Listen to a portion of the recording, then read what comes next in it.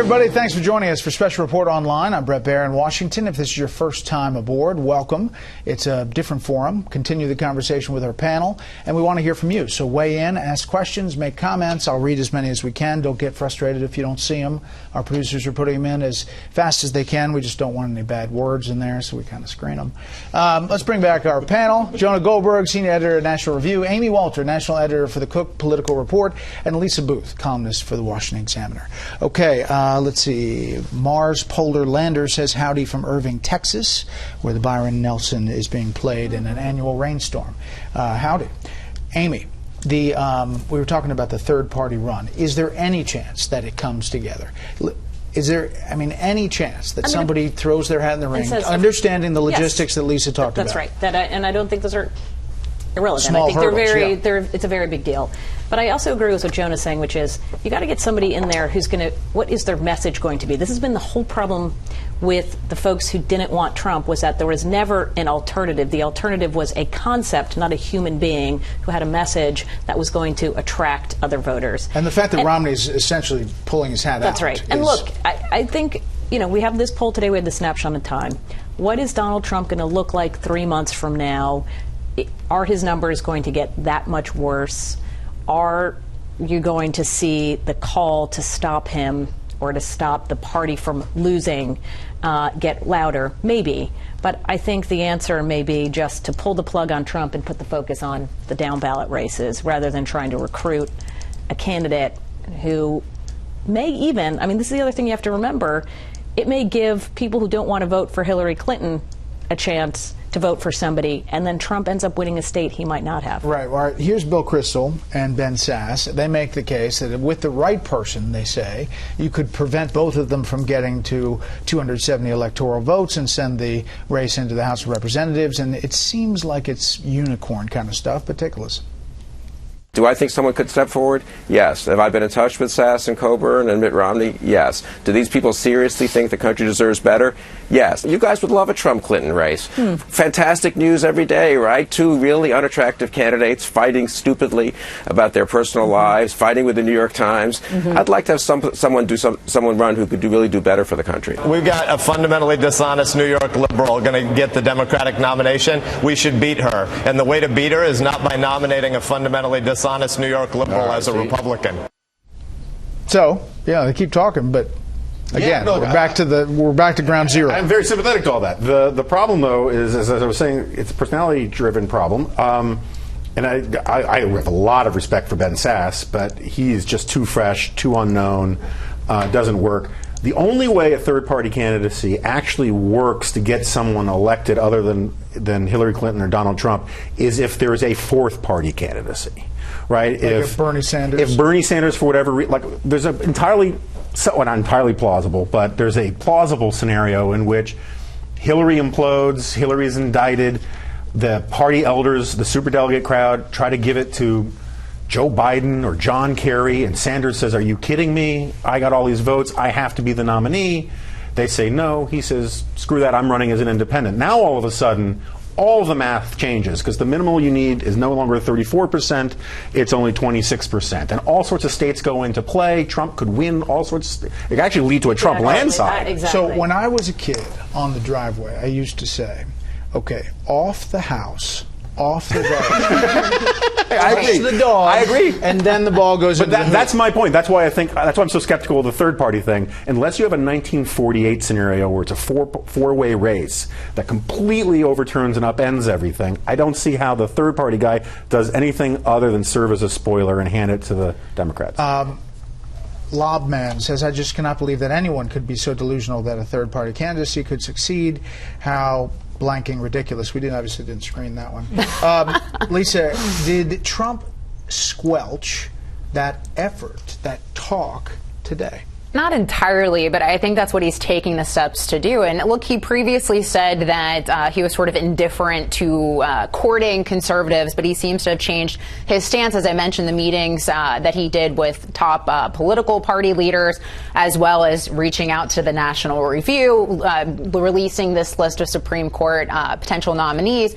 And so I think he's certainly taking the steps to do that. I mean, the part about the Never Trump thing that I don't understand is it's just not viable. And as Amy had mentioned during the show, they should have done this a long time ago, and no one ever, that movement never found a person to be that alternative, and that's been the problem from the get-go. And you've got tons of issues, such as the ballot access that I mentioned earlier, also the financial issues. It costs a ton of money, a ton of cash. We're talking hundreds of millions of dollars to run for president. That's an issue as well. And so my point is, if you're spending all this money, all this time, Republicans are defending 24 Senate seats, 7 of which President Obama won in 2008 and 2012. So why aren't they instead putting the attention on retaining those seats? Because if there is a Donald Trump president and you don't like him, don't you want checks and balances of Republicans in the House and Senate to try to fight whatever policies he tries to move forward? Or if Hillary Clinton is the president, wouldn't you also want those checks and balances? Amy, that's what the Koch brothers have decided to do. That's what they're doing. They're not playing in the presidential pool. They're playing in the Senate and House pool. Right.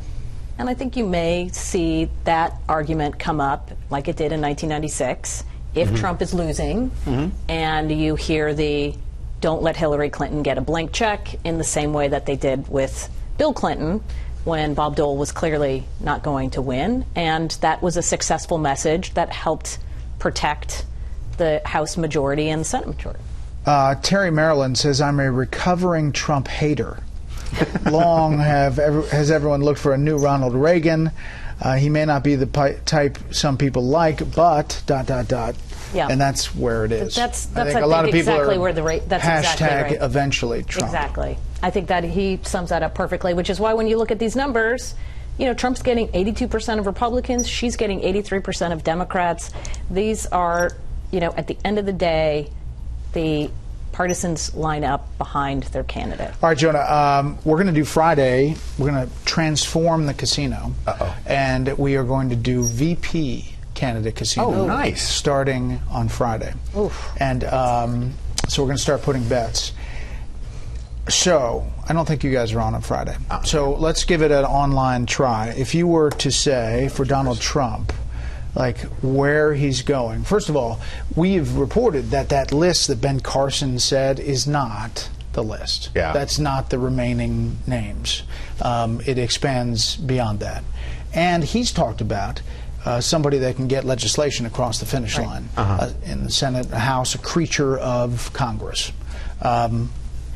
Understanding that, what do you think? Yeah, look, it's a tough one. Normally with Candidate Casino, I have time to... I know. I'm not putting you don't have to put a bet on. I don't know. I think... I know Kasich has said he's not interested. I think he's still interested, and I think it's not a dumb move for someone like Kasich.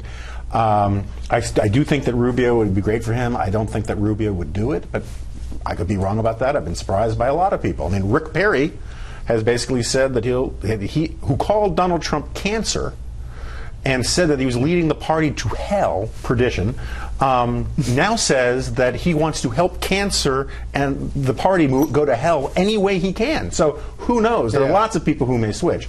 I mean, Newt Gingrich has talked about it too, saying if he gets asked, he'll... that is a fantastic road movie right there. I mean, that is... All right, so here's some names that just threw up, that some people have been throwing out. Senator Tim Scott from South Carolina, Bob Corker from Tennessee, Jim Jordan from Ohio. Who else was there? Didn't Tom Cotton sort of allude to... Tom Cotton from Arkansas. Corker's been getting the most sort of buzz. Corker, and again, what he says to establishment types is, don't worry, and business types, don't worry, I got this under control. He's going to do the Donald Trump thing, but you'll have an adult in the... The other one was Senator John Thune, who gets mentioned a lot. And Scott Brown mentioned him yesterday. Too Thune. It's too Thune? Sorry. No, but it's, in some ways, that's sort of the Dick Cheney move, right? I mean, Dick Cheney was this reassuring presence for your George W. Bush doubters, and all those names I think make sense. But a woman, I think, is also another pick, and it doesn't. I don't know who it would be at this point. We have a list of people who said they wouldn't do it, but Governor Mary Fallon from Oklahoma. You have a bunch of women members of Congress as well. Joni Ernst from Iowa. Yeah, you got a bunch of women members of Congress. They don't have big names, but that's not the issue. It's not the name. It's the fact that he's put a woman on there. And also Ernst is a veteran, which helps a lot. Well, that's what I was going to wonder too. Is what about a retired military who could also help to answer those questions about would you trust him as commander-in-chief? And I don't know who the name would be, but... Well, I think, although I don't think Donald Trump is listening to it. You never know. He watches everything. He really does watch everything. I really think that he should pick a woman. I just think that would be so helpful for him. I mean, you obviously just look at the numbers. That's an area that he desperately needs to improve in. I also think that he desperately needs a softer touch and someone that can balance him out, because he's this guy that has this huge personality. He's tough. You put him up on the stage with. I've worked for candidates where you've got a male against a female, and that's a tough scenario to be in when you're the male, because they're going to be, they're going to play the victim. And Hillary Clinton, we've already seen her do this. She plays the gender card, and he punches so hard, and his punches against women really haven't worked that well. We saw with Carly Fiorina, it sort of backfired. So I think that would just help him to soften his image, also balance it out after debates to sort of pick up the pieces and help soothe people over, and just to bring some balance to the table. I mean, it's a tough thing. Most presidential elections, I don't think vice presidential choices matter that much. Yeah. I think this one, maybe it matters a little bit more, just to soothe the party that there's somebody else on the ticket that they're okay with. But I do think he needs some congressional help, like to get it across the finish line, number one. Number two, if he demographically, women, Hispanic, Iowa, Ernst, state, he could use some of that. No, I think that's right. I mean, the last time that a VP really carried an election was 1960, when LBJ helped Kennedy steal the election. So, I mean, I think that's exactly right, that Trump has this problem where he actually needs to fill the deficiencies and his worry spots. There are people like Hugh Hewitt, a conservative talk radio show host, who very much is worried about on the national security side, and that's why he wants an Ernst or a Cotton or Condoleezza Rice, who will not do it. And that's the other thing, is the person has to be willing to do it. Well, enthusiastic to it, and be good at, and this is hard to go from scratch. Well, you don't need the Christie eye rolls in the background. No, but you have to be not only ready to go. Yeah, you got to get on that debate stage, and you've got to be a good surrogate, and you have to defend your candidate, and then you've got to go punch their other candidate. It is very difficult, and very few people are up to that level. And I actually think Newt would be good at it. For about 80% of it, he'd be fantastic. The problem is that Donald Trump will say something outrageous. I think we can all agree that happens. That will happen. And then Newt will come out, and he will give this incredibly ornate cathedral of language about this was the most brilliant position ever.